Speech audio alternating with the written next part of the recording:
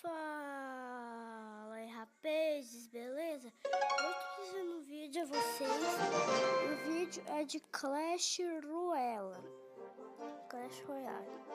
Vamos ver o que tem aqui no baú, né? Aquelas cartas na loja já apareceu como domingo. Então vamos abrir esse baú da coroa. E bom, galera, no último vídeo a voz não ficou muito legal, né? Então, bora lá, 239 euros. 2 gemas, 2 servos, 14 flechas, 15 bárbaros e 3 mini pecas. E deixa eu baixar com o som. Será que a batalha fica com menos volume? Porque a outra atrapalhou muito. Ou vou ter que ficar aqui gritando, né? Então bora ser uma batalhinha só nesse vídeo.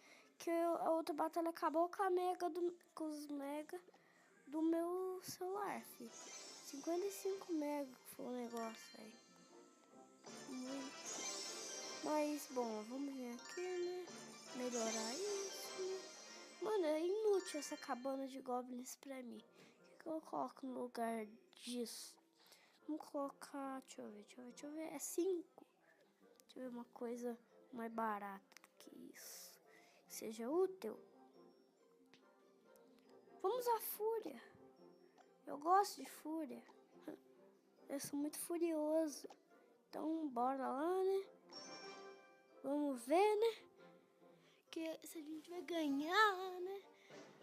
Essa batalha. Deixe aí nos comentários o que você vai querer ver aqui no vídeo. Nossa, eu sou nível 4, o cara é nível 6. Que bosta. Então, o que ele vai fazer? Vamos esperar jogar alguma coisa, né, bendito? Sabia. Vamos fazer isso? Eu sou bruxa. Claro, finalmente. Ela fez alguma merda no partido. Mano, vamos lançar aquela lápis de mó à toa? Só pra não receber dano no bombardeiro, filho, sou esperto. Aí eu quase mato a bruxa. Entendeu? Minha estratégia. Vamos lá, vamos tacar aí meus goblins assassinos de pessoas. E já dá pra gente armar o combo. Vamos lançar aqui, né? Tem que lançar o gigante bem na ponta, viu?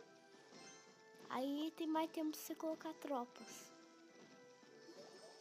E bom, acho melhor falar bem alto, né?